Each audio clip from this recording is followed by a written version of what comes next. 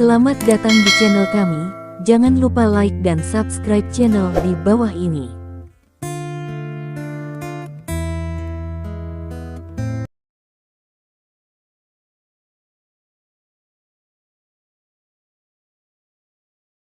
Bab 2091.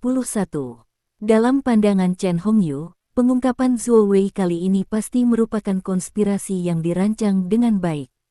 Pihak lain seharusnya sudah mengincarnya sejak lama, dan kemudian dia tidak tahu bagaimana cara mengetahui informasi hitam tentang dirinya.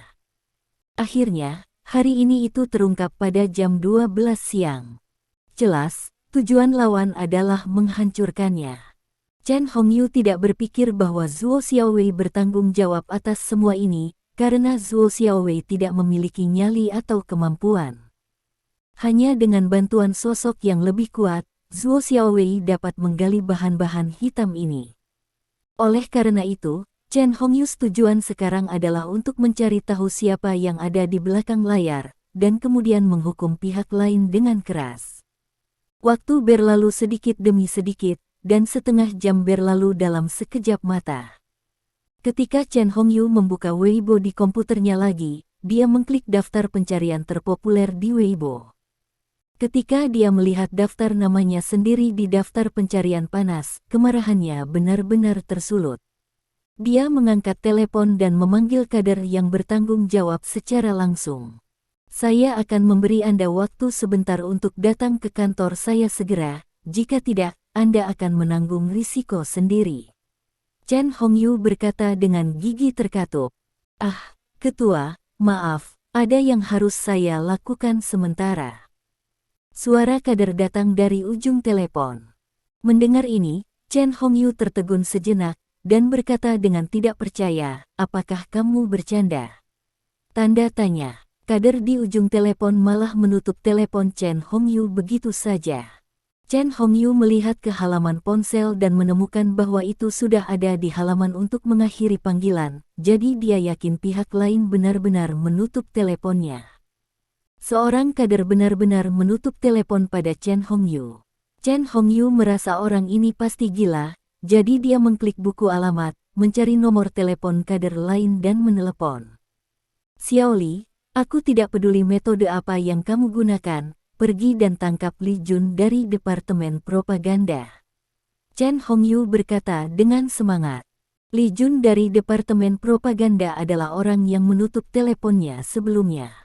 Hei, Ketua, maaf, saya di rumah sakit sekarang. Saya baru saja sakit perut dan saya sudah meminta cuti. Anda bisa mencari orang lain, kata Xiaoli di ujung telepon. Mencari orang lain? Apa kau sudah gila, kau? Petik 2. Krek. Telepon ditutup kembali. Ini adalah kedua kalinya Chen Hongyu menutup telepon. Kali ini Chen Hongyu tidak lagi marah, karena seekor rubah tua yang licik seperti dia telah menyadari terlalu banyak hal melalui dua panggilan ini. Dengan wajah muram, Chen Hongyu bangkit dan keluar dari kantornya setelah berpikir sejenak. Ada orang yang datang dan pergi di luar kantor, dan sepertinya ramai. Chen Hongyu dengan santai menarik seseorang dan bertanya, di mana bosmu? Ah, ketua. Pihak lain terkejut saat melihat Chen Hongyu, dan kemudian berkata dengan gugup, bos kita baru saja keluar. Keluar, sudah. Ekspresi suram di wajah Chen Hongyu tiba-tiba meningkat pesat, dia melirik kerumunan yang berjalan-jalan, berpikir sejenak, dan berkata, kamu pergi ke Departemen Rahasia No. 5, dan semua departemen lainnya, dan biarkan pemimpin pertama dan kedua mereka datang ke kantorku, segera. Petik 2, ya. Anggota klan naga di sekitar mengangguk setuju, lalu berjalan keluar. Chen Hongyu berjalan kembali ke kantornya, lalu mengangkat telepon dan menelepon. Pemimpin, saya pikir sesuatu mungkin terjadi pada saya, kata Chen Hongyu dengan suara yang dalam. Beberapa menit kemudian, terdengar ketukan di pintu kantor Chen Hongyu. Chen Hongyu meletakkan telepon dan berkata, masuk. Petik 2. Pintu terbuka, dan beberapa orang masuk dari luar. Direktur, Sangat aneh bahwa pemimpin pertama dan kedua dari semua departemen meminta cuti atau pergi berbisnis hari ini. Beberapa orang berkata satu demi satu. Dengan ekspresi membunuh di wajah Chen Hongyu, dia bertanya, bukankah semuanya ada di sini? Ya, mereka tidak ada di sini.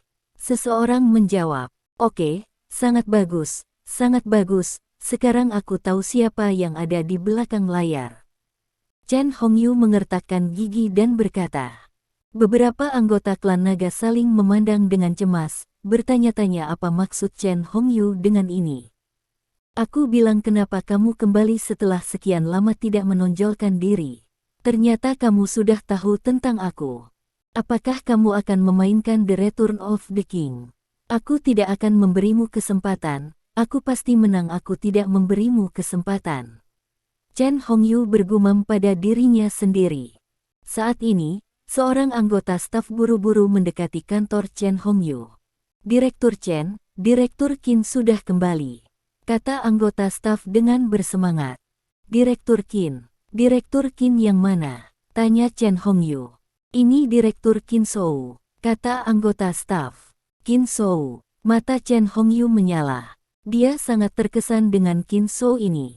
Dia adalah orang yang sangat tersanjung. Setiap kali dia melihatnya, dia akan menjilatnya. Meskipun menjilatnya terlalu mudah dan tekniknya tidak terlalu bagus, tapi bisa dibilang orang yang paling menjilat di antara semua kader senior. Sekarang orang ini kembali saat ini, cukup untuk menunjukkan bahwa orang ini harus menjadi yang paling setia. Sanjungan agak menyanjung, tetapi masih bagus di saat-saat kritis. Sementara Chen Hongyu berpikir seperti ini, dia berkata kepada bawahannya, suruh dia datang ke sini dengan cepat. Petik 2. Ya, anggota staf berkata, berbalik dan pergi. Tidak lama kemudian, Qin Shou datang di depan Chen Hongyu. Chen Hongyu melihat jejak pembunuhan di wajah Qin Shou. Direktur Qin, sejak pertama kali saya melihat Anda, saya pikir Anda adalah pria yang harus dibuat. Sekarang tampaknya Anda bukan hanya pria yang harus dibuat, tetapi juga seorang menteri yang setia, kata Chen Hongyu sambil tersenyum. Direktur, Anda tidak perlu mengatakan apa-apa lagi, saya akan melalui api dan air untuk Anda. Baru saja, saya telah menangkap pria bernama Zuo Xiaowei itu, jika Anda ingin membunuh atau memotong, Anda dapat melakukan apapun yang Anda inginkan. Direktur, Shou Qin berkata dengan gigi terkatup. Mendengar ini, Chen Hongyu tertegun. Kamu, apa yang kamu katakan? Chen Hongyu bertanya dengan tidak percaya.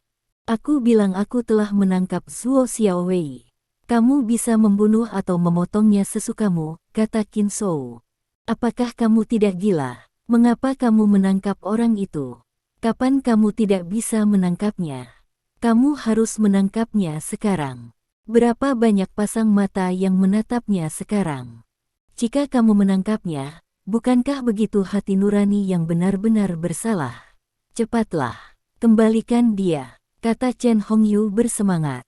Ah, begitu. Qin Shou bertanya dengan heran. Tentu saja, jika kamu ingin memindahkannya, tunggu sampai masalah ini mereda sebelum pindah. Pada saat itu, tidak ada yang peduli padanya, tapi sekarang, saat ini, dia tidak bisa bergerak. Mata semua orang tertuju padanya. Aku bisa jangan katakan apakah saya mendapatkannya. Anda membebaskannya dengan cepat, dan kemudian memberitahu dunia luar bahwa Anda memintanya untuk datang dan bekerja sama dalam penyelidikan, kata Chen Hongyu. Ini, mungkin semua orang tidak akan mempercayainya, kata Qin Shou dengan cemberut. Bab 2092. Kenapa kamu tidak percaya? Kamu baru saja membawanya ke klan naga tanpa menyentuh sehelai rambutnya. Siapa yang tidak percaya? Tanya Chen Hongyu. Begini. Ketika saya menangkap Zuo Xiaowei, saya menemui beberapa perlawanan. Pada saat itu, saya berpikir dia memfitnah Anda. Ketika saya tidak bisa marah, saya meminta Zuo Xiaowei untuk memberinya pelajaran keras. Kakinya patah oleh orang-orang kami, kata Qin Shou. Mendengar kata-kata Qin Shou, Chen Hongyu tertegun. Kamu bilang, kakinya patah. Chen Hongyu sepertinya tidak percaya apa yang dikatakan Qin Shou, dan bertanya lagi. Ya, siapa yang menyuruhnya memfitnah sutradara saya yang paling dihormati, dan dia berani melawan, para pengawal di sekitarnya, dan para reporter di tempat kejadian semuanya berdiri untuk menghentikan saya, jadi saya memberi mereka semua pelajaran, dan bahkan beberapa dari mereka pemimpin telah ditangkap dan dibawa ke markas, dan mereka dikurung di penjara, kata Qin Shou. Apa yang kamu bicarakan? Pengawal apa? Reporter apa? Katakan padaku dengan jelas. Chen Hongyu bertanya dengan tergesa-gesa. Pengawal dan reporter Zhuo Xiaowei yang mewawancarainya, kata Qin Shou. Dari mana reporter ini berasal? Chen Hongyu bertanya dengan penuh semangat. Saat itu, karena Zhuo Xiaowei sedang diwawancarai oleh sekelompok wartawan, ada wartawan, jelas Qin Shou. Kamu, Chen Hongyu menunjuk ke Qin Shou, benar-benar tidak bisa berkata-kata. Jangan khawatir, Chief, ini hanya beberapa reporter, tidak mungkin menyebabkan terlalu banyak masalah, kata Qin Shou.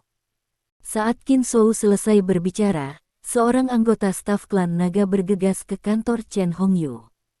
Bos, berita datang dari penjaga gerbang bahwa sekelompok besar orang berkumpul di luar gerbang utama klan naga kita.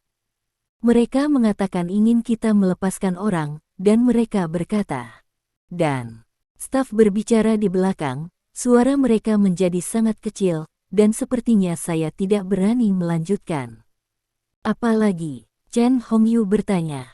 Aku juga menyuruhmu untuk mundur, kata bawahan itu. Chen Hongyu memandang Qin Shou dengan wajah gelap, menggertakkan giginya dan berkata, Qin Shou, lihat apa yang telah kamu lakukan. Petik 2. Direktur, ada apa denganku?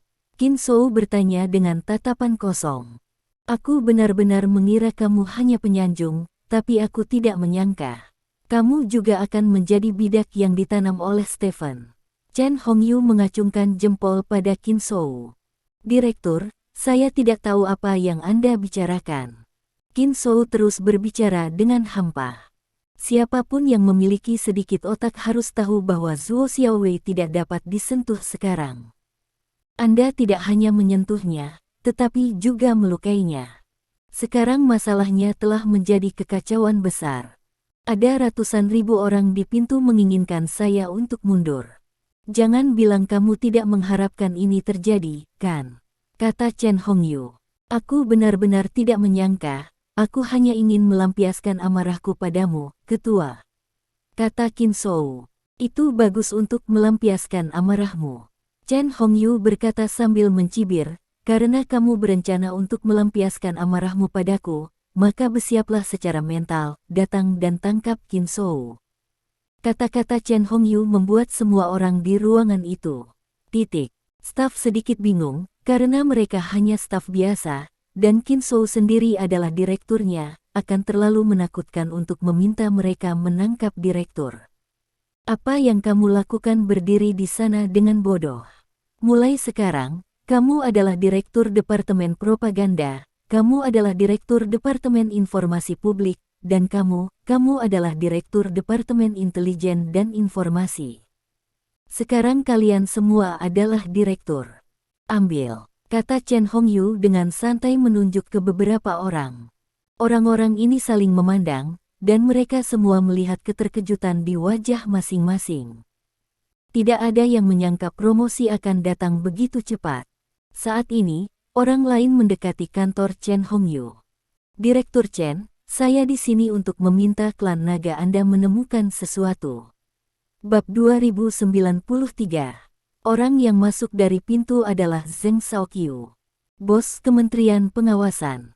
Zheng tua, mengapa Anda datang untuk bertanya kepada saya tentang situasinya? Kualifikasi apa yang Anda miliki untuk menanyakan situasinya kepada saya? Melihat kunjungan Zheng Shaoqiu, Chen Hongyu bertanya dengan wajah gelap. Meskipun Zheng Shaoqiu adalah bos dari Departemen Pengawasan dan memiliki kekuatan untuk mengawasi klan naga, dia berada pada level yang sama dengannya dalam hal pangkat dan tidak memenuhi syarat untuk menyelidikinya. Oleh karena itu, Melihat Zheng Shaoqiu datang untuk menyelidikinya, Chen Hongyu sedang dalam suasana hati yang sangat buruk, terutama dia juga tahu bahwa Zheng Shaoqiu dan Stephen mengenakan celana, jadi suasana hatinya semakin buruk. Old Chen, jangan membuat kata-katamu terlalu kasar. Aku hanya datang ke sini untuk mencari tahu tentang situasinya. Aku menerima laporan bahwa Direktur Klan Naga menculik orang dan melukai orang tak bersalah di jalan, jadi aku datang ke sini secara khusus. Lihat, itu tidak ditujukan padamu, jelas Zheng Shaoqiu. Mendengar kata-kata Zheng Shaoqiu, suasana hati Chen Hongyu segera membaik, dia menunjuk ke Qin Shou dan berkata, itu pria itu, bawa pria ini pergi. Tanya Qin Shou dengan wajah lurus. Ini yang diminta direktur untuk saya lakukan, Tuan Zheng. Kata Qin Shou dengan serius. Apa katamu? Chen Hongyu memelototi Qin Shou dan berkata, kapan aku memintamu melakukannya? Petik 2. Direktur, bukankah kau memberiku perintah untuk menangkap Zhuo Xiaowei?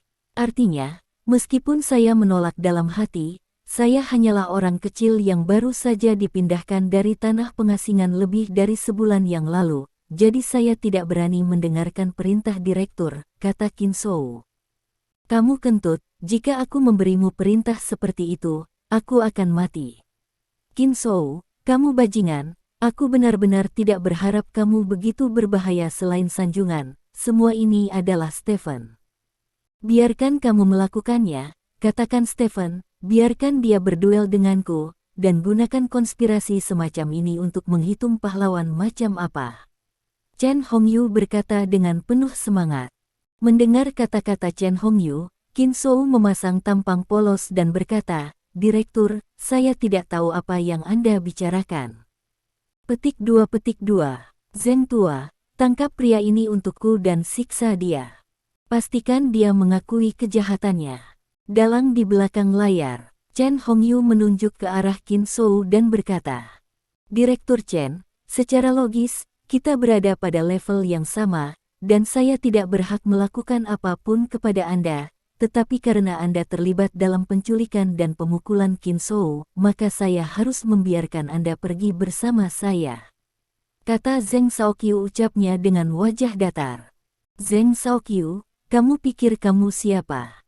Tidak apa-apa bagimu untuk menakut-nakuti orang lain, tetapi kamu datang ke wilayah klan nagaku untuk menakutiku, kepala klan naga sepertiku, apakah kamu gila? Chen Hongyu berkata dengan gelap menghadapi. Itu adalah penjabat kepala, kata Zheng Shaoqiu. Bahkan jika saya seorang kepala akting, saya bukan sesuatu yang berhak Anda lakukan. Chen Hongyu berseru dengan penuh semangat. Pada saat ini, seseorang masuk dari pintu.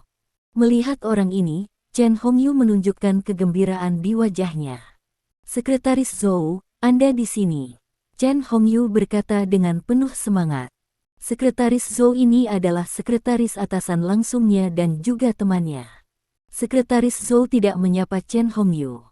Dia masuk ke kantor dan berkata kepada Chen Hongyu, setelah diskusi di pertemuan tingkat atas, telah diputuskan untuk mengeluarkanmu dari posisi Direktur Pelaksana Klan Naga. Dan tingkat atas mengharuskan Anda untuk bekerja sama dengan Direktur Zheng untuk menerima peninjauan. Tidak. Mungkin, bagaimana ini bisa terjadi, Sekretaris Zhou, apakah Anda bercanda? Chen Hongyu berkata dengan tidak percaya. Ini dokumen di atas. Sekretaris Zhou menyerahkan dokumen itu kepada Chen Hongyu. Bab 2094. Chen Hongyu membuka file itu dan melihatnya. Benar saja, apa yang baru saja dikatakan Sekretaris Zhou telah ditulis dan dicap di file tersebut. Apa yang terjadi? Bukankah ini hanya masalah kehidupan pribadi? Bagaimana bisa seperti ini?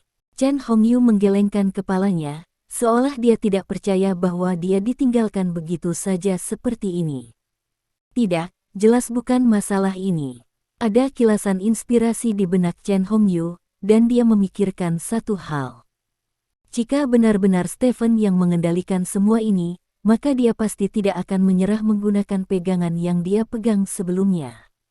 Pegangan urusannya dengan pasukan asing. Wajah Chen Hongyu menjadi pucat dalam sekejap, dan dia akhirnya mengerti mengapa atasan memindahkannya dari posisinya dan memintanya untuk bekerja sama dengan Zheng Shaoqiu dalam penyelidikan. Direktur Zheng, saya akan menyusahkan Anda untuk hal berikutnya, kata Sekretaris Zhou kepada Zheng Shaoqiu. Oke, Zheng Shaoqiu mengangguk. Setelah itu, Sekretaris Zhou berbalik dan pergi. Chen tua, ayo pergi, kata Zheng Shaoqiu. Chen Hongyu berdiri di depan mejanya, menatap Zheng Shaoqiu dan orang-orang di depannya dengan bingung. Saat ini, dia sudah mengerti bahwa dia tidak memiliki kesempatan untuk kembali. Kembalinya Stephen setelah menghilang selama hampir sebulan ditakdirkan untuk mementaskan drama kembalinya Raja, dan dia juga ditakdirkan untuk menjadi papan latar belakang kembalinya Stephen ke puncak. Chen Hongyu tertawa sengsara. Sebenarnya, dia telah mengharapkan situasi seperti itu ketika dia membocorkan lokasi jus palsu, tetapi dia masih beruntung. Dia merasa bahwa Stephen tidak mungkin mengetahui kebenarannya. Lagi pula, tidak ada yang tahu tentang itu. Lebih dari 3, selama Stephen tidak mengetahui kebenarannya, dia dapat bertahan di posisinya saat ini selamanya. Tetapi siapa yang mengira bahwa dalam waktu kurang dari sebulan, Stephen telah menemukan segalanya dan bahkan berencana untuk menariknya dari kudanya. Semua ini terjadi terlalu cepat, dan dia kehilangan dia lagi dalam waktu kurang dari sebulan setelah dia menguasai klan naga. Qin Shou, aku ingin melihat Stephen. Chen Hongyu memandang Qin Shou dan berkata, Old Chen, Direktur Lin meminta saya untuk menyampaikan pesan kepada Anda, kata Qin Shou. Apa? Chen Hongyu bertanya. Kejahatan surga bisa dimaafkan, tetapi kejahatan yang dilakukan sendiri tidak bisa hidup, kata Qin Shou. Mendengar ini, Chen Hongyu tiba-tiba membeku dan mundur selangkah. Saat berikutnya, Chen Hongyu tiba-tiba menutupi jantungnya dengan tangannya. Beberapa detik kemudian, Chen Hongyu jatuh ke tanah dan tidak pernah bangun lagi. Chen Hongyu diusir dengan ditutupi kain putih. Dokter mengatakan dia meninggal karena serangan jantung. Di lantai bawah markas klan naga, sekelompok besar orang berkumpul di sini. Orang-orang ini adalah pemimpin pertama dan kedua dari berbagai departemen yang telah menghilang sebelumnya. Mereka berdiri di kedua sisi gerbang, berbaris dalam 2 baris. Chen Hongyu, ditutupi dengan kain putih, diletakkan di atas tandu dan melewati 2 baris orang. Para anggota klan naga berpangkat tinggi ini menyaksikan tubuh Chen Hongyu dibawa di depan mereka secara diam-diam, tanpa ekspresi selain ketidakpedulian di wajah mereka. Saat ini, Tuan Guo datang terlambat. Dia berjalan ke sisi tandu dan membuka sudut kain putih di atas tandu. Ketika dia melihat wajah pucat Chen Hongyu, tubuhnya sedikit bergetar. Zheng Bowen mendukung Tuan Guo. Aku baik-baik saja. Tuan Guo menggelengkan kepalanya, lalu berjalan ke bagian belakang Fan dengan satu tangan di atas tandu. Pintu belakang Fan dibuka, dan tubuh Chen Hongyu dimasukkan ke dalam Fan. Fan pergi perlahan dan akhirnya menghilang di depan semua orang. Ketika Fan menghilang, sebuah mobil berbendera merah hitam baru saja muncul di ujung pandangan semua orang. Mobil hitam ini muncul saat Fan menghilang, seolah mengumumkan sesuatu kepada dunia. Melihat mobil hitam itu, semua orang yang berdiri di pintu berdiri tegak. Tidak lama kemudian, mobil berbendera merah hitam itu berhenti di depan semua orang. Qin Shou berlari ke pintu mobil dan membukanya. Stephen keluar dari mobil. Dia mengenakan pakaian santai, dan tidak banyak ekspresi di wajahnya, yang terlihat sedikit malas. Kembalilah, Ketua, selama 18 hari dan 12 jam aku terpisah darimu, aku merindukanmu selama 17.760 menit, kata Qin Shou dengan serius. Stephen mengangguk dengan acuh tak acuh, dan berjalan lurus ke depan tanpa berbicara dengan Qin Shou. 2 baris orang yang berdiri di sekitar mengikuti gerakan Stephen dan menundukkan kepala satu persatu. Halo, Direktur. Semua pejabat senior klan naga berteriak serempak. Stephen berjalan maju dengan kepala terangkat tinggi. Ketika dia sampai di pintu, dia berhenti dan berbalik menghadap kerumunan. Aku kembali, kata Stephen dengan ringan. Selamat datang ketua untuk pulang, Qin Shou berteriak keras. Selamat datang ketua untuk pulang. Semua orang berteriak bersama. Stephen tidak berbicara, berbalik dan berjalan ke gedung markas. Stephen secara resmi kembali. Di dalam kantor kepala, barang-barang Chen Hongyu telah diambil. Stephen duduk di belakang meja. Ada dokumen di depannya, yaitu tentang mengangkatnya kembali sebagai kepala klan naga. Adapun mengapa dia diangkat kembali sebagai kepala suku, juga tertulis dengan jelas dalam dokumen yang Stephen laporkan dan mengungkap Chen Hongyu, nengat yang bersembunyi di klan naga, yang mencegah klan naga tersesat dan memainkan peran yang sangat penting. Peran dalam perkembangan yang sehat dari klan naga jadi diputuskan untuk mengaktifkannya kembali sebagai kepala suku. Pada saat ini, seseorang masuk ke kantor Stephen. Orang ini tidak mengetuk pintu karena dia adalah Zheng Bowen. Zheng Bowen memegang sebuah amplop di tangannya. Dia berjalan ke arah Stephen dan meletakkan amplop itu. Ini yang ayah angkatku minta untuk kuberikan padamu, kata Zheng Bowen. Stephen mengambil amplop itu, membukanya, dan mengeluarkan kertas surat di dalamnya untuk dibaca. Setelah sekian lama, Stephen berkata, Tuan Guo benar-benar memikirkannya. Petik 2. Dia masih bisa melakukan banyak hal untuk klan naga, kata Stephen. Itulah yang saya katakan. Tetapi sebagai mantan 5 tetua dan sekarang tetua pertama, ayah angkat tahu bahwa selama dia tinggal di klan naga selama sehari, dia akan mengancam prestise Anda. Jika ini masalahnya, Anda sebaiknya membiarkannya saja, kata Zheng Bowen. Stephen menggelengkan kepalanya sambil tersenyum, dan berkata, Tuan Guo yang melihatnya secara menyeluruh. Tidak seperti orang lain, jika Chen Hongyu bisa seperti Tuan Guo, dia tidak akan bisa sampai ke tempatnya sekarang. Tidak semua orang bisa melepaskannya begitu saja. Kekuasaan melahirkan korupsi klan naga. Sekarang, semua kekuatan klan naga terkonsentrasi di tanganmu. Kamu mewakili puncak kekuatan klan naga. Selama kamu tidak korup, klan naga pasti akan terungkap. Setelah menunggu bertahun-tahun, akhirnya aku menunggu hari ini, mengetahui takdir. Masa depan klan naga bergantung padamu, kata Zheng Bowen dengan emosi. Stephen mengangguk dengan sungguh-sungguh. Bab 2095. Badai opini publik berakhir dengan kematian mendadak Chen Hongyu tidak lama setelah itu dimulai.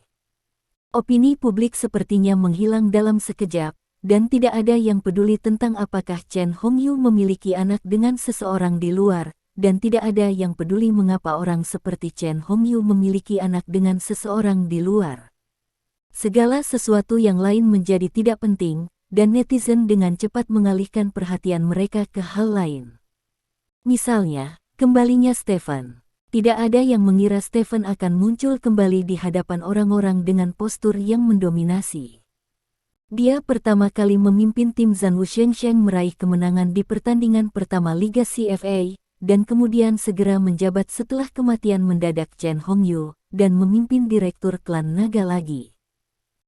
Menurut gosip, alasan mengapa Stephen dapat diangkat kembali sebagai ketua terutama karena dia memberikan banyak bukti pelanggaran peraturan dan disiplin Chen Hongyu, dan bukti ini juga berhasil menangkap Chen Hongyu, seekor nengat yang telah bersembunyi di eselon atas klan naga untuk waktu yang lama keluar untuk mencegah klan naga tersesat di bawah kepemimpinannya. Berita seperti itu tidak hanya mengejutkan dunia, tetapi juga cukup mengejutkan banyak orang. Di satu sisi, orang-orang dikejutkan oleh pelanggaran aturan dan peraturan Chen Hongyu, dan di sisi lain, mereka juga dikejutkan oleh kemampuan Stephen untuk mengetahui semua hal ini. Semua orang mengira Stephen telah kehilangan minat setelah dia meninggalkan ibu kota kekaisaran, karena dia sedang memancing atau berkeliling. Dikatakan bahwa bahkan eksposur Zhuo Xiaowei tentang anak haram Chen Hongyu direncanakan oleh Stephen di belakang layar. Jika kejadian ini tidak menimbulkan opini publik yang besar, bahkan jika Stephen memberikan bukti pelanggaran peraturan dan disiplin Chen Hongyu, dia pasti tidak akan dapat mencapai efek saat ini. Kedua hal itu saling melengkapi, dan nasib Lin Zi sudah direncanakan, akibatnya Chen Hongyu menderita infak miokard dan langsung meninggal dunia. Setelah Chen Hongyu meninggal dunia, Tuan Guo juga secara resmi mengajukan pengunduran dirinya kepada Stephen, mengundurkan diri dari semua posisi di klan naga. Sejak itu, 5 tetua klan naga telah dimusnahkan. Stephen benar-benar berdiri di puncak kekuasaan. Tak seorang pun di seluruh klan naga dapat menimbulkan ancaman sekecil apapun padanya. Setiap orang yang memperhatikan ini sangat merasakan kengerian Stephen. Beberapa orang bahkan berpikir bahwa Stephen yang bepergian setiap hari lebih menakutkan daripada Stephen setiap saat, karena Anda tidak pernah tahu untuk siapa dia menggali lubang saat dia bepergian. Sejak itu, Stephen secara resmi kembali ke mata publik, dan dia muncul sebagai kembalinya raja. Dan setelah Stephen muncul, desas-desus bahwa Stephen mencegah Joyce memasuki Longguo untuk kepentingannya sendiri segera menyusul. Desas-desus ini tidak pernah berhenti ketika Stephen berada di ibu kota kekaisaran sebelumnya, dan berdampak besar pada reputasi Stephen setelah Stephen meninggalkan ibu kota kekaisaran. Desas-desus ini berangsur-angsur mereda, dan sekarang desas-desus ini telah mengikuti Stephen. Banyak orang yang sangat penasaran tentang tindakan apa yang akan diambil Stephen dalam menghadapi rumor semacam itu. Sehari setelah kematian Chen Hongyu, Zhao Cucu menerima telepon dari Stephen. "Aku kembali, merindukanku?" Stephen bertanya di ujung telepon. Mendengar kata-kata ambigu Stephen, Zhao Cucu sedikit terkejut. Dia melihat nomor teleponnya, dan setelah memastikan bahwa itu adalah panggilan Stephen, Zhao Cucu mau tidak mau bertanya, "Apakah matahari terbit dari barat hari ini? Jika bukan karena Anda dan saya membocorkan berita tentang Chen Hongyu dan saudara laki-laki Anda, dan saya mungkin masih tidak tahu apa-apa, jadi saya sangat berterima kasih kepada Anda," kata Stephen. "Sungguh." Zhao Cucu bergumam sambil berpikir pada dirinya sendiri, dan kemudian bertanya, "Jadi, apakah Anda mengubah pendapat Anda tentang saya?" Petik 2. "Yah, saya ingin mengundang Anda makan malam. Saya tidak mendapat kehormatan itu." "Lin," kata Ziming. "Membawaku makan malam, kapan?" tanya Zhao Cucu. "Kapanpun kamu punya waktu, aku akan mengundangmu," kata Stephen. "Aku punya waktu kapan saja," kata Zhao Cucu. "Oke, kalau begitu malam ini, siang manyuan. Aku tahu kamu suka makanan pedas," kata Stephen. "Kamu sangat manis. Sampai jumpa jam 7 malam," kata Zhao Cucu sambil tersenyum. Setelah menutup telepon, Stephen memiliki ekspresi lucu di wajahnya, lalu mengangkat ponselnya dan menelepon. Pada saat yang sama, rumah Zhao Meng. Zhao Meng duduk bersila di sofa, memegang bantal di lengannya. TV terpanas diputar di TV tepat di depannya. Ibu Zhao Meng sedang duduk di samping, mengupas apel dan menonton TV. "Ini, Meng-meng." Ibu Zhao Meng menyerahkan apel yang sudah dikupas kepada Zhao Meng, tetapi menemukan bahwa Zhao Meng tidak mengambil apelnya sendiri. Dia melirik Zhao Meng dan menemukan bahwa meskipun Zhao Meng sedang menonton TV, matanya kosong, seolah-olah dia dalam keadaan linglung. "Hei." Ibu Zhao Meng menghela nafas. Dia tidak asing dengan situasi seperti itu. Baru-baru ini, Zhao Meng sering linglung, dan situasi ini pertama kali muncul setelah Zhao Meng mengundurkan diri dari grup Lin. Ibu Zhao Meng tahu apa alasannya. Jika bukan karena dia, bos putrinya tidak akan salah paham dengan putrinya. Memikirkan hal ini, Ibu Zhao Meng menepuk Zhao Meng dan berteriak, "Meng-meng." Zhao Meng tiba-tiba kembali sadar, melirik ibunya dan bertanya, "Ada apa, Bu?"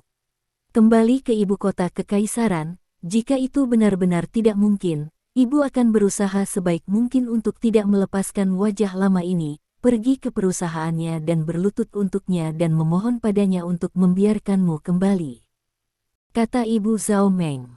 "Bu, apa yang kamu bicarakan?" Bukannya aku tidak menginginkan putrimu. Selain itu, bos. Tidak, Lindsay yang memerintahkannya. Dia juga orang yang berhati lembut. Jika kamu pergi ke perusahaannya dan berlutut, kamu hanya bisa membiarkannya, dia bahkan lebih muak karena tidak ada arti selain aku. Zhao Meng menggelengkan kepalanya. Hei, kalau begitu kamu tidak bisa tinggal di rumah sepanjang waktu tanpa mengetahui alasannya. Kata Ibu Zhao Meng. Aku tidak mengerti kenapa. Aku diberhentikan secara normal. Hampir seperti ini ketika aku di CCTV. Bu, tinggalkan aku sendiri. Aku baik-baik saja. Lihat, aku tidak baik-baik saja sekarang. Apakah kamu masih bisa menonton TV? Kata Zhao Meng sambil tersenyum. Apakah kamu masih menonton TV? Lalu ceritakan tentang mereka berdua berciuman. Ibu Zhao Meng menunjuk pria dan wanita di TV dan bertanya.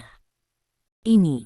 Wajah Zhao Meng sedikit malu, dia benar-benar tidak tahu apakah orang di TV telah berciuman. Aku bilang aku sedang menonton TV, tetapi sebenarnya aku sedang memikirkan Stephen. Hei, Meng, sebenarnya ibuku berasal dari sini. Ibu tahu bahwa kamu sudah jatuh cinta dengan bosmu, kata Ibu Zhao Meng. Bu, apa yang kamu bicarakan? Bagaimana aku bisa jatuh cinta dengan Stephen? Dia sama sekali bukan tipeku, dan dia tahu dia salah paham padaku, tapi dia masih menolak untuk mengakui kesalahannya. Chauvinisme laki-laki yang khas, aku tetap menghormati jarak dari pria seperti ini. Bagaimana kamu bisa menyukainya? Zhao Meng menggelengkan kepalanya lagi dan lagi. Bab 2096. Lalu mengapa kamu masih memikirkannya? Ibu Zhao Meng bertanya. Aku merindukannya. Jika aku merindukannya, aku anak anjing. Aku hanya memikirkan masa depanku. Lagi pula, aku tidak muda lagi. Aku harus mencari tempat untuk bekerja dan menghasilkan uang. Saya tidak hanya tinggal di sini hanya karena saya tidak bisa pergi ke Gruplin. Di rumah, hei, yang saya pikirkan hanyalah pekerjaan, dan itu tidak ada hubungannya dengan Stephen, dan sekarang saya merasa kesal ketika memikirkan dia, kata Zhao Meng dengan mendengus dingin. Saat ini, telepon Zhao Meng di atas meja berdering. Ibu Zhao Meng meraih telepon. Ah, seru Ibu Zhao Meng. Ada apa, Bu? Ini hanya panggilan telepon, apakah itu masih membuatmu takut? Kata Zhao Meng sambil tersenyum. Ya, ini panggilan Stephen. Ibu Zhao Meng mengarahkan telepon ke Zhao Meng. Zhao Meng melihat sekilas kata Stephen. Ah, Zhao Meng juga berteriak, lalu meraih telepon dan berlari ke kamarnya sendiri di sebelahnya. Hei, pelan-pelan, teriak Ibu Zhao Meng dengan cepat. Namun, begitu kata-kata itu diucapkan, Zhao Meng sudah menghilang di depannya. Di dalam kamar, Zhao Meng menutup pintu, menarik napas dalam-dalam 2 kali untuk memastikan napasnya tidak terlihat pendek, lalu mengangkat telepon. Halo. Zhao Meng mencoba yang terbaik untuk tampil sangat resmi. Ayo makan malam bersama malam ini, kata Stephen. Mendengar ini, Zhao Meng hanya merasa napasnya tiba-tiba tersendat. Dia mengajakku makan malam. Apakah ini benar? Zhao Meng tidak bisa membantu tetapi ingin menangis, tetapi alasan dan cadangan masih membuatnya berusaha keras untuk menekan dorongan hatinya. Faktanya, Zhao Meng tidak akan begitu tak tertahankan. Ketika Stephen memecatnya, dia kesal untuk sementara waktu, dan bersumpah bahwa bahkan jika Stephen memintanya untuk kembali, dia tidak akan kembali, tetapi seiring berjalannya waktu, pikirannya mulai berkembang, terjadi perubahan. Ketika saya baru saja dipecat, siapa sih? Salah paham, bahkan tidak meminta maaf, tidak mungkin saya ingin kembali. Saya diberhentikan selama 3 hari, apa yang terjadi? Anda tidak meminta saya untuk kembali meskipun Anda tahu Anda salah paham. Menjijikkan, saya tidak akan kembali kecuali Anda menelepon saya dan meminta maaf. Diberhentikan selama 5 hari, oke, saya tidak ingat penjahat, saya tidak peduli dengan Anda seperti Anda, selama Anda menelepon saya akan kembali bekerja. Dipecat selama seminggu, sudah seminggu, mengapa dia tidak menelepon saya? Apakah dia melupakan saya? Tidak. Dipecat selama 10 hari, saya ingin kembali bekerja, saya ingin kembali, saya salah. Setelah melalui perjalanan mental seperti itu, Zhao Meng saat ini akan sangat bersemangat saat menerima telepon dari Stephen. Ah, bagaimana dengan makan, aku? Zhao Meng masih ingin dicadangkan, mengatakan bahwa aku mungkin tidak punya waktu, tetapi setelah kata-kata itu keluar dari mulutnya, entah kenapa aku bebas.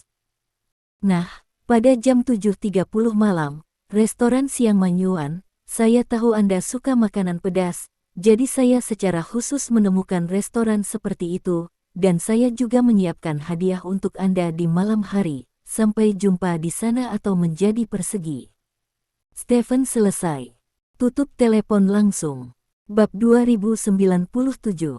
Ah, teriakan gembira Zhao Meng datang dari kamar, dan kemudian pintu kamar Zhao Meng dibuka, dan Zhao Meng berlari keluar kamar dan langsung melompat ke sofa. Oh ya, selesai. Teriak Zhao Meng bersemangat. Ada apa? Membuatmu sangat bahagia. Ibu Zhao Meng bertanya dengan heran. Bos mengundang saya untuk makan malam-malam ini. Zhao Meng berkata dengan bangga. Bukankah itu Stephen? Mengapa dia menjadi bos lagi? Tanya ibu Zhao Meng. Apa Stephen? Dia bosku, Bu, jangan bicara omong kosong. Kata Zhao Meng tidak puas.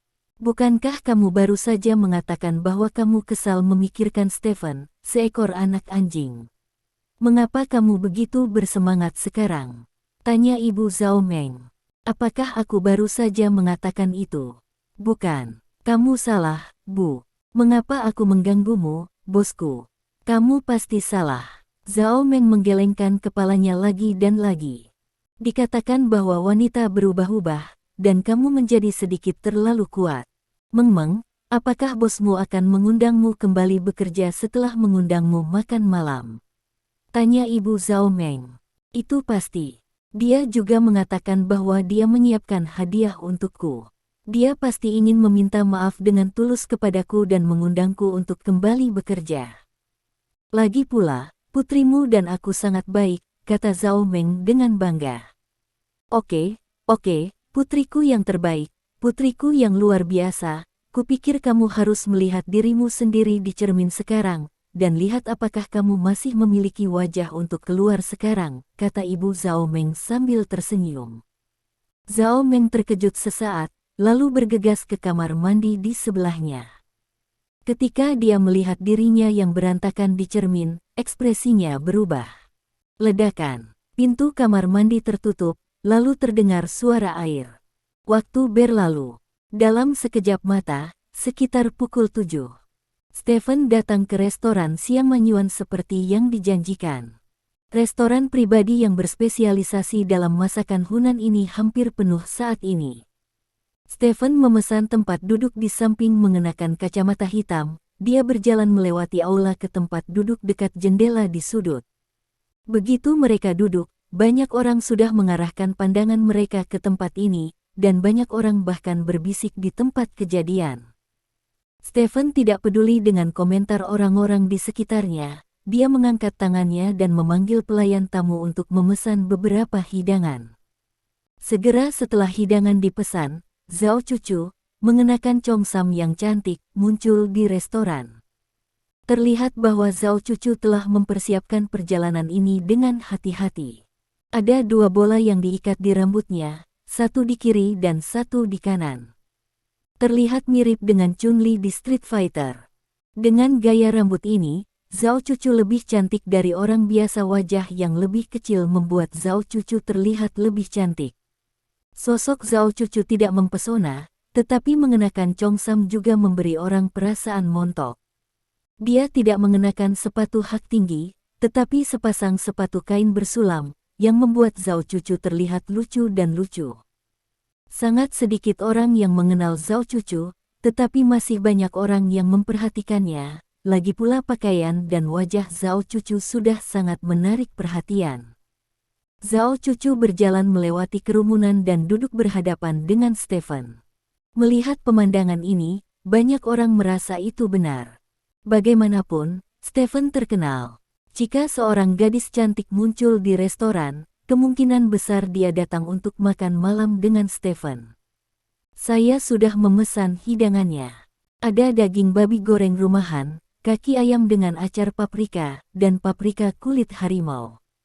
Itu semua favoritmu, kata Stephen sambil tersenyum. Zhao Cucu menopang pipinya dengan satu tangan, memiringkan kepalanya untuk melihat ke arah Stephen, dan berkata dengan setengah tersenyum, bagaimana kamu tahu bahwa aku suka ini? Ini adalah operasi paling dasar, kata Stephen. Apakah kamu menyanjungku? Zhao Cucu bertanya. Saya hanya ingin berterima kasih. Jika bukan karena informasi yang Anda berikan, saya pikir saya mungkin masih dirahasiakan oleh Chen Hongyu. Lagi pula, di mata saya, dia sudah menjadi sekutu saya. Saya tidak pernah mengira dia akan mengkhianatiku. Kata Stephen. Aku hanya mengatakan itu dengan santai. Aku tidak menyangka serangan balikmu datang begitu cepat. Kupikir kamu akan bertarung bolak-balik selama beberapa ronde. Aku tidak menyangka Chen Hongyu menjadi sangat tidak berguna dan bahkan menderita serangan jantung. Hei, Zhao Cucu menghela nafas, sepertinya menyesal.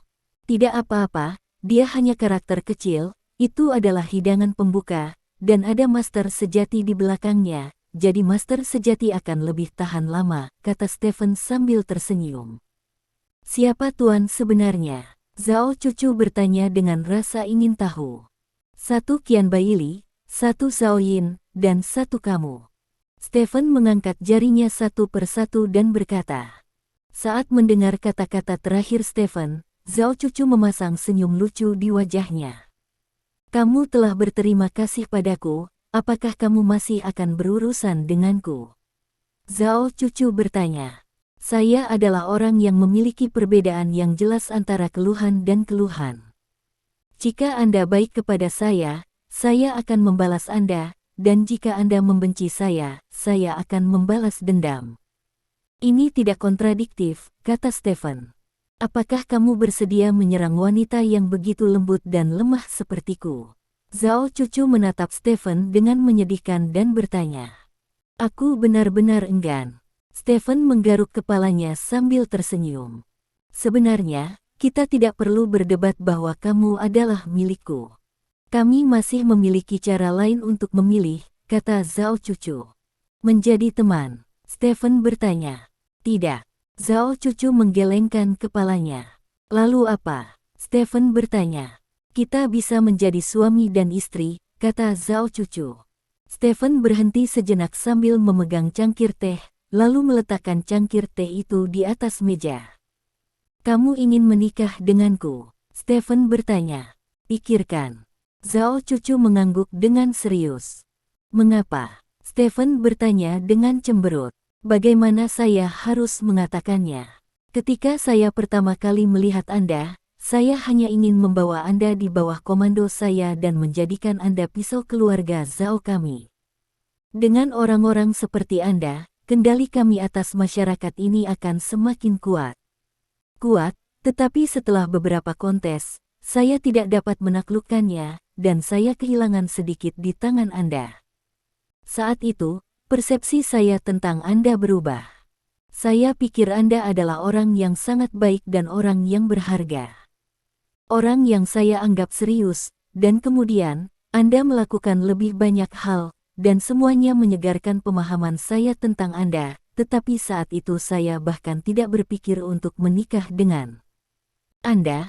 Sampai beberapa waktu yang lalu, keluarga saya dia mulai mendesak saya untuk menikah lagi, tetapi orang pertama yang muncul di benakku adalah kamu, jadi sejak saat itu aku memutuskan untuk menikah denganmu, kata Zhao Cucu dengan serius. Bab 2098, hanya karena aku cukup baik sehingga kamu ingin menikah denganku. Stephen bertanya. Ya pokoknya cepat atau lambat aku harus menikah. Daripada ditindas oleh laki-laki yang lebih rendah dariku, lebih baik cari laki-laki sekuat aku. Bahkan jika aku ditindas olehmu, itu lebih baik daripada ditindas oleh orang lain. Nyaman, kata Zhao Cucu sambil tersenyum. Kata-kata harimau dan serigala. Stephen menggelengkan kepalanya. Kamu bukan orang baik, kata-kata seperti itu tidak berbahaya bagimu, kata Zhao Cucu. Pernikahan apapun harus memiliki landasan emosional. Pernikahan tanpa landasan emosional tidak akan bertahan lama dan tidak akan bahagia, kata Stephen. Apakah kamu memiliki hubungan dengan Yao Jing ketika kamu menikah dengan Yao Jing? Zhao Cucu bertanya. Stephen sedikit mengernyit dan berkata, tapi kami mengembangkan hubungan nanti. Petik 2. Kalau begitu kita juga bisa menikah dulu dan berkembang nanti, kata Zhao Cucu. Saya pikir apa yang Anda katakan benar, kata Stephen dengan senyum tiba-tiba. Zhao Cucu tertegun sejenak dan menemukan bahwa sikap Stephen berubah sedikit dengan cepat. Tapi sebelum kita menikah, saya pikir kita perlu mengenal satu sama lain lebih dalam. Saya tahu kedalaman Anda, dan Anda tahu proporsi saya, sehingga setelah menikah, Anda berdua memiliki dasar untuk membina hubungan. Stephen berkata, apa aku tidak bisa mendengarmu mengemudi? Zhao Cucu bertanya sambil tersenyum. Mengemudi adalah satu hal, tapi itu juga ideku. Jika kamu bersedia tidur denganku malam ini, maka menikah bukanlah hal yang mustahil, kata Stephen. Apakah kamu akan memainkan trik itu? Zhao Cucu bertanya. Kamu menemukan semua ini? Stephen berkata dengan heran. Kamu membuatku sangat marah. Zhao Cucu berkata dengan cemberut, aku pikir kamu membodohiku. Petik 2. Bukankah kamu juga membodohiku? Stephen berkata sambil tersenyum. Jadi, kamu mengundangku makan malam hanya untuk membodohiku? Zhao Cucu bertanya. Tentu saja tidak. Aku sangat ingin mengundangmu makan malam. Ngomong-ngomong, aku juga membuat janji dengan seseorang. Kita bertiga akan makan bersama nanti, kata Stephen. Siapa yang kamu kencani? Zhao Cucu bertanya. Kamu juga kenal aku, kamu akan tahu kapan kamu datang ke sini segera. Hei, kebetulan sekali, dia ada di sini sekarang, kata Stephen, tersenyum dan mengangkat tangannya untuk melambai ke kejauhan. Melihat tindakan Stephen, Zhao Cucu berbalik dan melihat ke belakang. Ketika dia melihat Zhao Meng mengenakan pakaian profesional, wajah Zhao Cucu tiba-tiba menjadi gelap. Untuk apa kamu membawanya ke sini? Zhao Cucu bertanya dengan wajah gelap. Tentu saja ini makan malam. Saya mentraktir tamu makan malam. Apakah saya perlu memberitahu Anda sebelumnya? Stephen bertanya dengan bercanda. Saat berbicara, Zhao Meng sudah datang ke meja. Ketika Zhao Meng melihat Zhao Cucu, ekspresi kaget muncul di wajahnya. Kamu, kenapa kamu di sini? Zhao Cucu bertanya. Dia baik padaku sebelumnya, jadi aku mengundangnya untuk makan bersamaku. Duduklah, Xiao Meng. Stephen menepuk kursi di sebelahnya. Zhao Meng ragu sejenak, lalu duduk bersebelahan. Stephen meletakkan tangannya di paha Zhao Meng, bersandar sedikit di depan Zhao Meng dan berkata, apa yang ingin kamu makan? Zhao Meng sedikit gemetar, dan hanya ingin mengambil tangan Stephen, tetapi menemukan bahwa Stephen adalah miliknya. Jari-jarinya mengetuk pahanya dengan ringan beberapa kali. Zhao Meng tiba-tiba mengerti pikiran Stephen. Dia sedikit bersandar pada Stephen, lalu merangkul tangan Stephen dengan satu tangan, dan berkata dengan manis, semua terserah padamu. Mari kita bicara tentang makanannya nanti, kata Stephen. Tepat ketika Stephen selesai berbicara, suara Zhao Cucu terdengar. Ada rasa dingin yang dalam di suara Zhao Cucu. Stephen, ini yang kedua kalinya. Bab 2099. Lebih dari sebulan yang lalu, di bar paling mewah di ibu kota kekaisaran. Zhao Cucu cacat, karena dia melihat Stephen dan Su Wenwen menunjukkan kasih sayang di depannya malam itu. Dia sangat marah sehingga dia ingin menghancurkan pemandangan itu, tetapi dirusak oleh orang mabuk. Dia sudah melupakan kejadian ini, tetapi hari ini, ketika Zhao Cucu melihat Stephen dan Zhao Meng menunjukkan kasih sayang, ingatan dari masa lalu langsung membanjiri pikirannya. Ini yang kedua kalinya. Zhao Meng sedikit terkejut, karena dia tidak tahu bahwa Stephen pernah menunjukkan kasih sayangnya di depan Zhao Cucu, dan kasih sayang itu sangat menyakiti Zhao Cucu, tidak peduli itu secara mental atau spiritual. Kamu juga tahu bahwa ada banyak orang yang menyukaiku, Wen Wen satu, dan Xiao Meng juga satu. Aku kesal, tapi tidak ada yang bisa kulakukan. Pria hebat selalu seperti ini. Stephen menghela nafas. Oke, kalau begitu aku akan melihatmu berakting, dan yang terbaik adalah bertindak sampai ruangan terbuka. Zhao Cucu tiba-tiba mengubah ekspresinya, dan cibiran itu menghilang sepenuhnya, digantikan oleh ekspresi main-main. Stephen menyipitkan matanya sedikit, lalu berkata, ngomong-ngomong, aku lupa memberitahumu, Xiao Zhao akan kembali bekerja di perusahaan kami besok. Petik 2. Mendengar ini, tubuh Zhao Meng sedikit gemetar. Dia telah menantikannya untuk waktu yang lama. Dia tidak menyangka kalimat ini akan keluar dari mulut Stephen saat ini. Dia benar-benar ingin menahan, tetapi kehangatan tangan Stephen membuatnya tidak dapat menahan, dan dia sangat gembira bahwa dia akan gemetar. Itu cukup bagus, lagi pula, aku sudah memintamu untuk memecatnya sekali. Tidak peduli apa, aku berhasil, kan? Kata Zhao Cucu sambil tersenyum. Bagus kalau kamu bisa berpikir seperti ini. Sebenarnya tidak ada yang serius di antara kita berdua. Hanya saja kamu adalah orang yang keras kepala dan telah membeku dalam masalah Xiao Meng. Itu sebabnya kita berdua menjadi seperti ini. Kalau tidak, kita masih bisa berteman. Stephen tertawa. Ya. Kita memang bisa berteman. Hei, aku lapar, jadi kamu tidak perlu terburu-buru. Makanannya sangat lambat untuk disajikan, kata Zhao Cucu dengan marah. Jangan khawatir, hanya api kecil yang bisa memasak hidangan lezat, kata Stephen.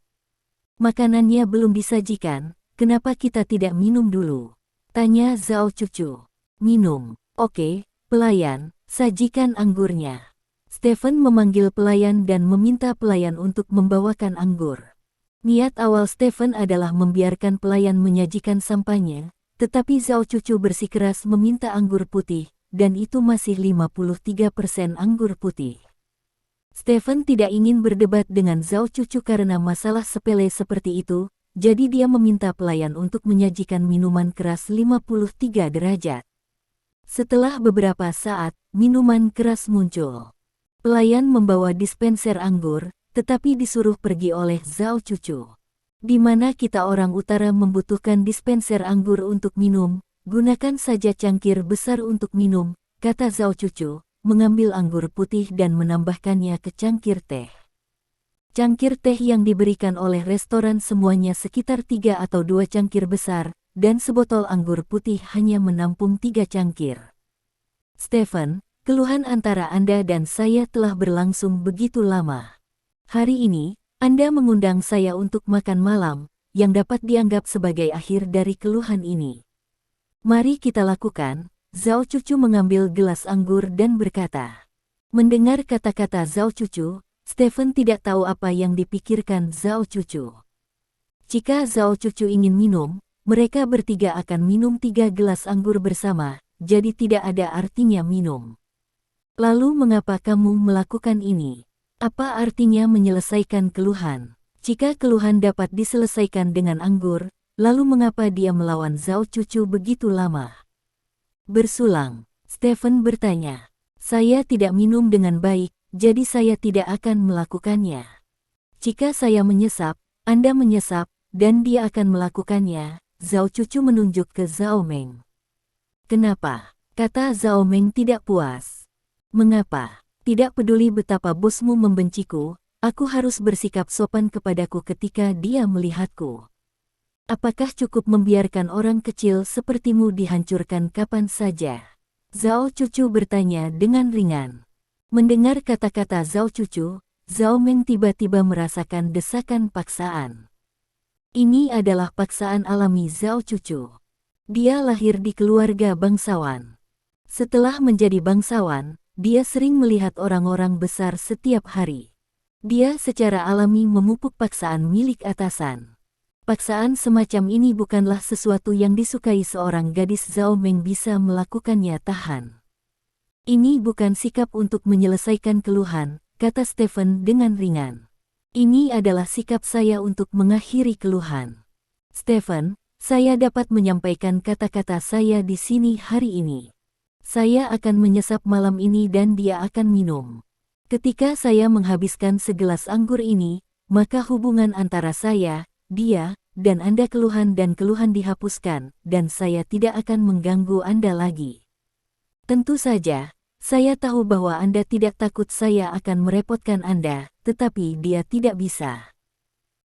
Saya dapat membiarkan Anda memecatnya sekali, atau membiarkan Anda pecat dia 10 kali selama saya mau. Saya akan bisa terus memainkan permainan ini. Zhao Meng, Anda dapat mendengar saya dengan jelas. Bos Anda telah membayar harga yang tidak dapat Anda bayangkan untuk melindungi Anda. Jika Anda benar-benar ingin tetap bersama bosmu, biarkan aku melihat itu tergantung pada sikapmu.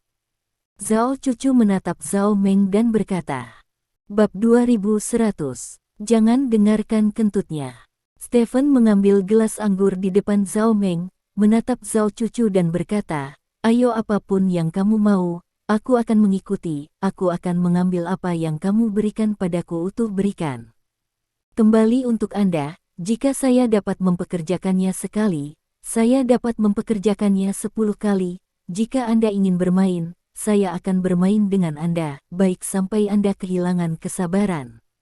Atau sampai saya kehilangan kesabaran, tetapi yang perlu Anda ketahui adalah, sekali aku kehilangan kesabaranku, maka kakekmu tidak akan bisa menjagamu. Saya tidak tahu berapa kali saya telah bereinkarnasi. Anda adalah seorang pengusaha, Anda tahu bagaimana menimbang pro dan kontra, jadi apapun yang saya lakukan untuk Anda. Anda tidak akan membunuh saya sampai menyentuh garis bawah Anda yang sebenarnya, dan apa yang harus saya lakukan sekarang adalah ukur garis bawah Anda. Saya ingin melihat di mana garis bawah Anda. Anda dapat menganggap semua ini malam ini sebagai godaan yang tidak dapat Anda tolak. Kata Zhao Cucu dengan senyuman. Kamu membuat dirimu terbakar, kata Stephen. Hal favoritku adalah terbakar, kata Zhao Cucu. Ayo pergi, wanita ini gila, kata Stephen, menarik Zhao Meng untuk bangun, tetapi Zhao Meng duduk tak bergerak. Apakah yang baru saja kamu katakan benar? Jenis yang tidak berbohong. Zhao Meng menatap Zhao Cucu dan bertanya. Tentu saja itu benar. Zhao Cucu mengangguk dan berkata, meskipun saya seorang wanita, saya juga menghormati kredibilitas.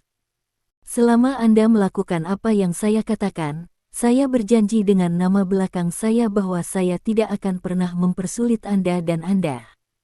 Lagi, bos. Petik 2. Tidak perlu memainkan permainan seperti ini dengannya, dia bisa menyesap segelas anggur sampai subuh, ratusan kali, kamu bisa minum 3 atau 2 sekaligus, bahkan jika kamu seorang Dionysus, kamu tidak bisa meminumnya. Ayo pergi, kata Stephen. Saya ingin mencoba, kata Zhao Meng dengan serius. Apa-apaan, aku tidak tahu berapa banyak yang bisa kamu minum. Kamu bisa minum 1 kati anggur putih ke langit, dan kamu masih bisa minum lusinan kati. Stephen berkata dengan cemberut. Minum saja.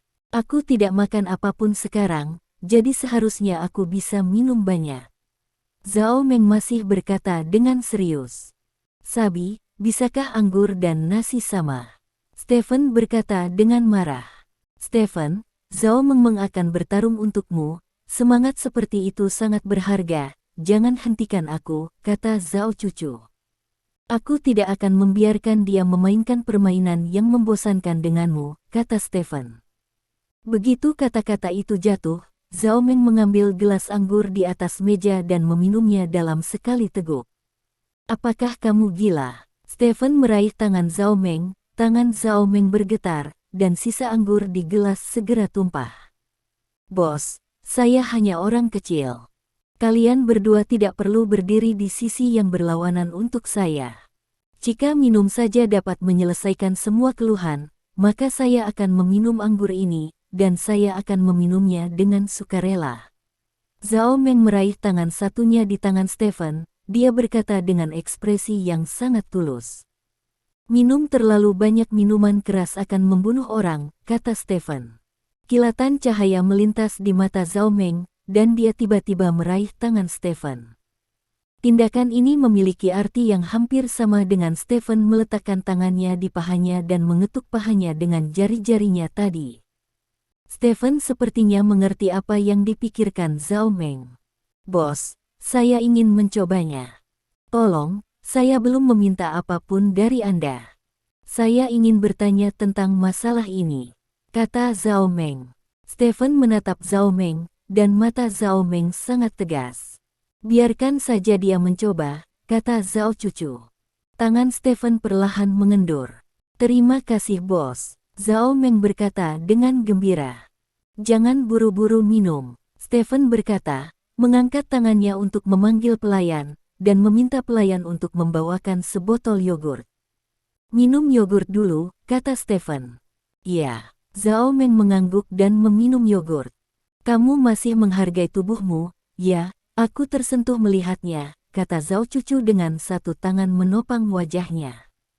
Zhao Meng mengambil segelas anggur Stephen dan berkata kepada Zhao Cucu, ayo minum. Petik 2. Apakah kamu tidak ingin makan? Zhao Cucu bertanya. Tidak perlu, kamu bisa minum sampai kenyang, jadi apa yang kamu makan? Kata Zhao Meng sambil tersenyum. Oke, ayo minum, kata Zhao Cucu, menyesap gelas anggur, dan kemudian menatap Zhao Meng sambil tersenyum. Bos.